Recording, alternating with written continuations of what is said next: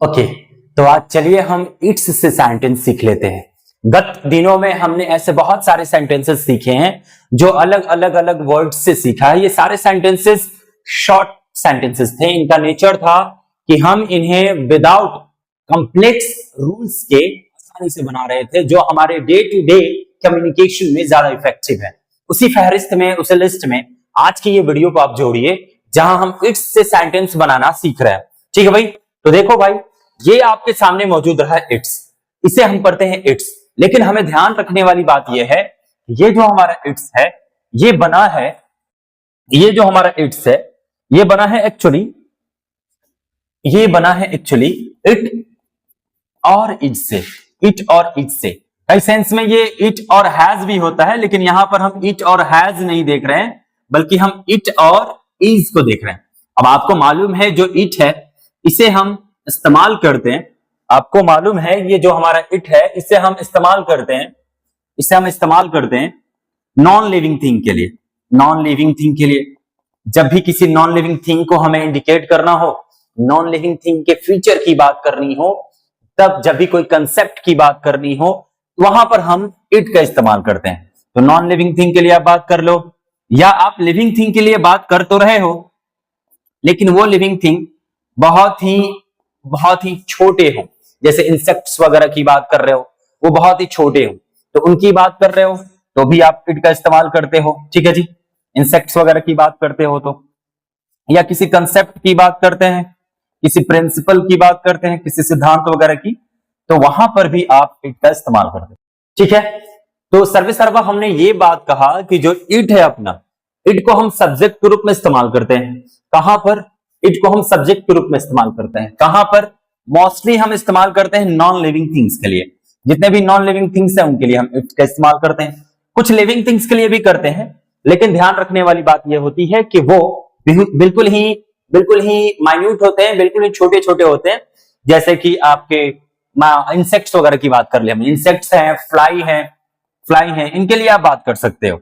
फिर बोला कि किसी कंसेप्ट की बात करनी हो, किसी प्रिंसिपल वगैरह की बात करनी हो, किसी थॉट की बात करनी हो, किसी थॉट की बात करनी हो, इमोशन की बात करनी हो, तो वहां पर भी आप इट का इस्तेमाल कर लेते हैं। राइट, अब हमने कहा कि भाई इसके साथ हमें जोड़ना है इज। इट चूंकि सिंगुलर सब्जेक्ट है तो सिंगुलर सब्जेक्ट अपने साथ लेगा इज, तो हमने प्रेजेंट में इट हमारा सिंगुलर सब्जेक्ट है, इसके साथ हमें रखना इज है। कब? जब हम बात प्रेजेंट की कर रहे होते हैं तब। ठीक, तो ये हुआ हमारा इट इज, जिसका मतलब हुआ यह है। ठीक है जी, लेकिन जब हम इसे कॉन्ट्रैक्ट कर देते हैं, मतलब जब हम इसको एक साथ मिला देते हैं तो ये बन जाता है इट इज, और इट इज ऐसे हम बनाते हैं इट अपॉस्ट्रोफी और एस। तो फिर हम इसे अब इट इज ना पढ़ने लग जाते हैं, बल्कि अब हम इसे पढ़ते हैं इट्स। पहले पढ़ते थे इट इज, अब हम इसे पढ़ रहे हैं इट्स। ध्यान रखना है कि यहां पर जो हमने इट्स लिखा है, ऐसे दो तरह से सिमिलर साउंड आपको मिलेंगे इट्स वाले, एक आई टी और यहां पर अपॉस्ट्रोफी और फिर एस, तो ये है इट्स जिसे हम आज पढ़ने जा रहे हैं। और एक है आई टी एस, यहां पर कोई अपॉस्ट्रोफी एस नहीं होगा, इसको भी हम इट्स ही पढ़ेंगे। लेकिन दरअसल ये एक पजेसिव एडजेक्टिव की तरह काम करता है। ये दरअसल पोजीशन दिखाने के लिए काम करता है, पजेसिव एडजेक्टिव की तरह काम करता है। जैसे अगर मैंने कह दिया इट इज इट्स टेल, कि यह इसकी पूंछ है, तो यहां पर जो हमने इस्तेमाल किया है इट्स, ये इस नाउन के लिए एडजेक्टिव के रूप में काम कर रहा है।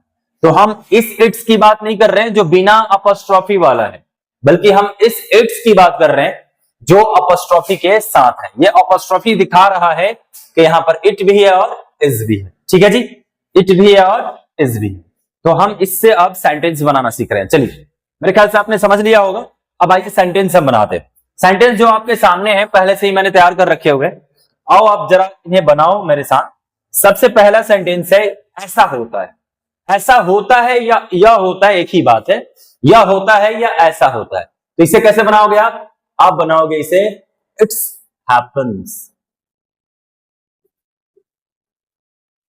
यहां पर एस आपको नहीं लगाना होगा, यहां पर रखना होगा, तो एस नहीं लगाओगे तब तो ये दूसरे में हो जाएगा। चले सेंटेंस को फिर से करेक्ट करते हैं। ऐसा होता है हटा देते हैं और कह देते हैं यहां पर दूसरा, लाइक यहां लिख दिया मैंने, यह जादू है, यह जादू है। अब इसको बनाओ आप, तो आप बनाओगे इसे इट्स मैजिक, यह जादू है, इट्स मैजिक। मतलब सीधी सी बात है, यहां पर आप इट इज मैजिक कहना चाहते हो, यह जादू है यानी इट इज मैजिक, आप इसे इट इज मैजिक कहना चाहते हो, लेकिन आपने इसे कहा इट्स मैजिक। ठीक है जी, यहां पर आपने इज को और इट को एक साथ जोड़कर बना दिया इट्स। और जो इससे पहले हमने वहां सेंटेंस बनाया था ना कि ऐसा होता है, अब ये दूसरे दरअसल ये प्रेजेंट इंडेफिनिट पे बन जाएगा, ऐसा होता है, तो यहां पर आपको लिखना होगा इट हैपन्स, इट हैपन्स, ऐसा होता है। ये यहां पर इज नहीं आता है, तो दरअसल मैंने यहां पर एग्जांपल बदल दिया। ठीक है जी, क्योंकि हमें तो इट्स पे सीखना है ना, हमें इट्स पे सीखना है, तो फिर यहां पर इज होगा ही नहीं, तो फिर मजा नहीं है, इसलिए हमने यहां पर लिख दिया इट हैपन्स। ये भी याद रखिएगा, लेकिन ये दूसरा स्ट्रक्चर है, इस पर किसी और दिन में बात कर लूंगा। फिलहाल हम बात कर रहे हैं इट्स पर, यानी इट के साथ इज लगाना है, तो कैसे उन्हें कंट्रैक्ट करके एक साथ लाया जाए, तो वो है अपना इट्स।